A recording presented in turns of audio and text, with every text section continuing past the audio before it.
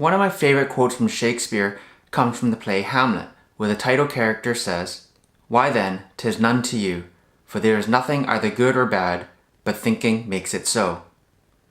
Perspective and context are everything. The objective reality is what it is, but how we choose to interpret that can make all the difference. Let me give you an example. So without cheating, so don't open up Google or break out a calculator, how long do you think 1 million seconds is? 1 million of anything sounds like a lot, but as it turns out, 1 million seconds is only 11 and a half days, which in the grand scheme of things isn't very long at all. But what if we were to think about time on an even grander scale? For many of us, when we think about dinosaurs and the age of the dinosaurs, it's this period of time that existed sometime in the distant past, but obviously the age of the dinosaurs was actually quite long. The amount of time that separates us as human beings from when the T-Rex roamed the earth is actually less than the amount of time between the T-Rex and an early dinosaur like the Plateosaurus. The Tyrannosaurus rex roamed the earth sometime between 65 and 85 million years ago, whereas the Plateosaurus was around 210 million years ago.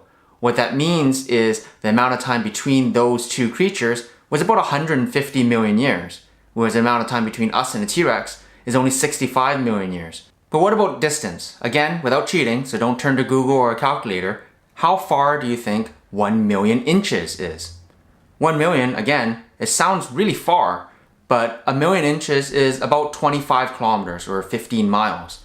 So for those of us living in Vancouver, that's roughly the distance as the crow flies between UBC and SFU. 25 kilometers is pretty far if you want to walk. According to Google, if you were to try to walk from UBC to SFU, it would take you about 5 hours. But driving is actually not too bad. Depending on traffic, you can probably get there in about 45 or 50 minutes. Hop in a helicopter, it might take you less than 10 minutes. Again, distance is relative. You need context. My mom once told me that growing up in Hong Kong, she lived in what they called a double apartment, which was about 1,000 to 1,200 square feet. Quite large by Hong Kong standards.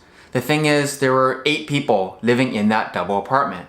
By contrast, here in North America, particularly if you get into suburban sprawl and into rural areas, it is not out of the ordinary for a family of 3 or 4 to live in a house that's 3,000 square feet.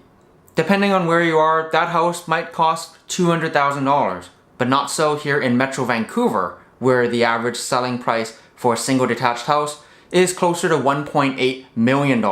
And I can tell you with some certainty that that house is not going to be 3,000 square feet and is not going to sit on an acre of land. And indeed, perhaps the one area where we could all use a little bit more context and perspective is in discussions of money, income, and wealth. The BBC estimates that global world income is somewhere around $7 trillion. When you consider there are approximately 7.5 billion people in the world, that works out to an average income of $10,000 a year. But of course, not all 7 billion people are working. There are children, seniors, stay-at-home moms and dads, all sorts of people that aren't actively earning an income. And for a little more perspective, if you're earning at least $34,000 a year, you're among the top 1% of global income earners. And by the way, when we say average income is about $10,000 a year, that's the mean. What that means is if you were to take the total income and divide it through by the number of people. The median income is actually only about $1,200. What that means is half the people in the world are earning more than $1,200 a year, and half the people are earning less than $1,200 a year. Indeed, 1 in 10 live on less than $2 a day. That only works out to about $700 a year. But that's just in terms of income. What about wealth? What about all the things that you own, the amount of money you actually have in your bank account? It's pointless if you earn $100,000 a year if you're spending $200,000 every year. The average adult in North America has a median net worth of about $49,000. The mean, on the other hand, is much higher at $344,000. That's because the super rich are really pulling up that average. But hey, $49,000 still doesn't sound that bad when you compare it to the median net worth of the average adult in India, who has a net worth of about $600. Want to be in the top 1% globally for wealth? You'll need a net worth of about $770,000.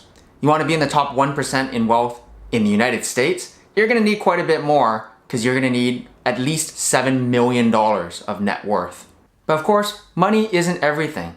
Sometimes I look to my colleagues with their 9-to-5 jobs and I envy the predictability in their schedules. I envy the stability in their guaranteed wages. But of course, it also works the other way around. People who have a more conventional job might look to my freelance life and envy the flexibility that I have in my schedule. Objectively, one is not any better than the other.